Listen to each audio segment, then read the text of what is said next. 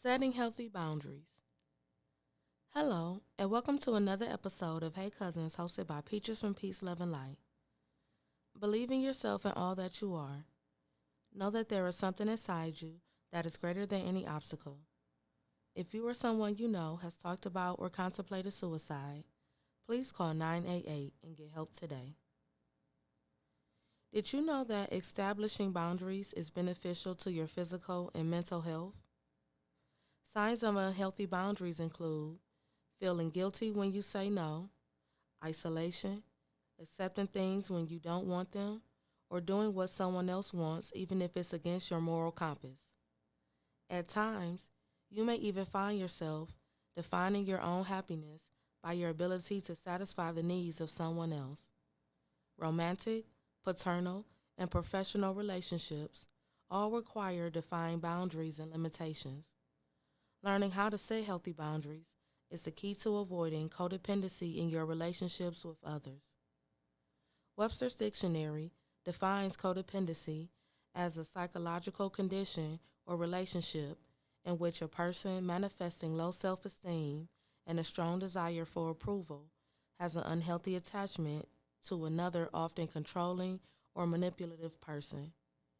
Codependency can be emotional, physical, or spiritual, and they have the potential to become abusive or cause trauma. These types of relationships are most often associated with low self esteem and self worth, which leads to poor mental health. Even if our friends, family, and spouses have the best of intentions, if their guidance is controlling and manipulative, it can be harmful. In order to gain your independence, you need to learn how to trust yourself. Acts of self compassion can take many forms, from nurturing your inner child to mirror work, meditation, and journaling. The first step in setting healthy boundaries is taking responsibility for your own actions. Instead of playing the blame game, you must take accountability for your choices. Think back to when you first sensed a lack of control of your actions or environment. By taking a step back, you can find the space and time that you need to fully evaluate the role you play in your relationships.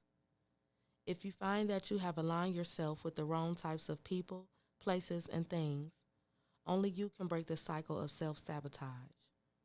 The morals and ethics of yoga teaches that in all forms of violence are to be avoided, including self-harm and sabotage.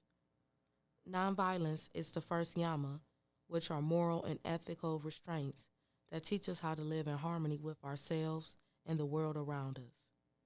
When you practice nonviolence towards yourself, you commit to nurturing and embracing what feels good while removing yourself from thoughts and actions that are harmful.